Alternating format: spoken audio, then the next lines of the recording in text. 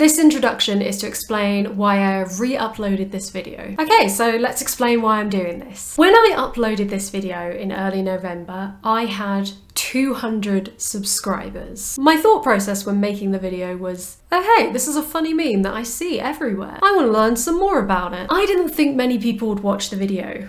So as a little baby YouTuber, I could have seen the mistakes I made in this video and just chalked it up to a learning curve. However, I decided that wasn't good enough. The video was actually quite rushed, and because of many oversights, the video is actually missing some important issues related to the topic. For me to make a half-hour video on the pick-me-girl phenomenon without knowing the context of the phrase was foolish as a baby YouTuber. But now as a YouTuber with an actual following, to leave it up without corrections would be, frankly, irresponsible. Pinning a comment with corrections isn't enough. I think I need to correct the actual video itself. For those who don't know much about how YouTube works, basically, once a video hits 100k views, you can't cut any parts from it unless you are part of the YouTube Partner Program, which is basically just a long way of saying you're monetized. I am currently waiting to be monetized, and it could take months for that to happen. So I want to correct the video now, even if that means having to take down the original. So you might be wondering, geez, what did you do? Let's go through the main things I got wrong. The biggest oversight when making this video was that I didn't appreciate the racial context of the phrase. I mentioned this in a comment on the video, but not in the video itself, or at least not explicitly. The phrase pick me is an example of African American vernacular English. And with regards to the pick me girl phenomenon, I don't and can't have an adequate understanding of how internalized misogyny affects Black women specifically. Therefore, I can't really give you the deep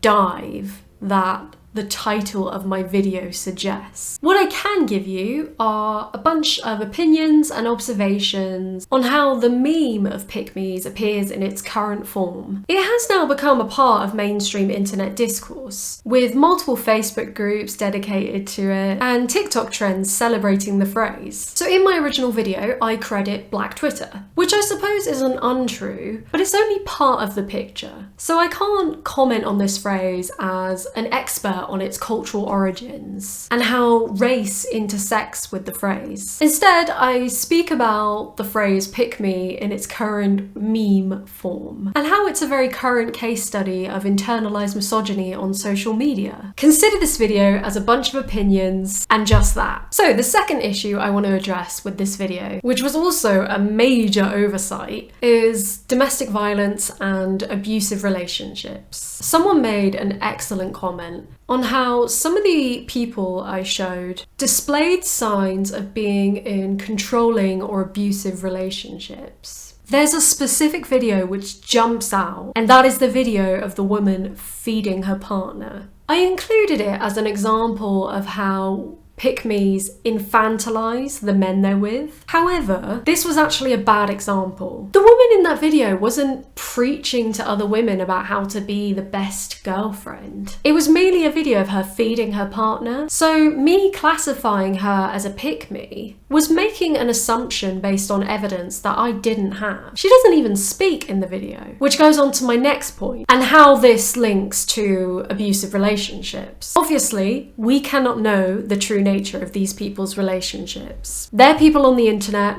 we don't know them. But I don't think that commenter was wrong to point out that the woman in that video did not look very pleased to be there. Now, I want to make this clear, I don't have grounds to make an accusation against her partner, but what I am saying is that there were multiple people in the comments, including people I know in real life who saw my video, saying that when they saw that, it made them feel uncomfortable, not just because of how gross the guy was eating, but because it seemed like the woman was being treated as inferior. And even though we cannot know what the relationship is like between that couple, the fact that so many people associate that video with abuse and coercion is enough to make me think that I shouldn't include it. Point number 3. I had a lot of brain farts when making this video, so I included an illustration as an example of the "I'm not like other girls" attitude, and I used it as if it was an earnest, unironic N-log message, and I was way off base. In fact, if you look through the whole series, its message is the absolute opposite.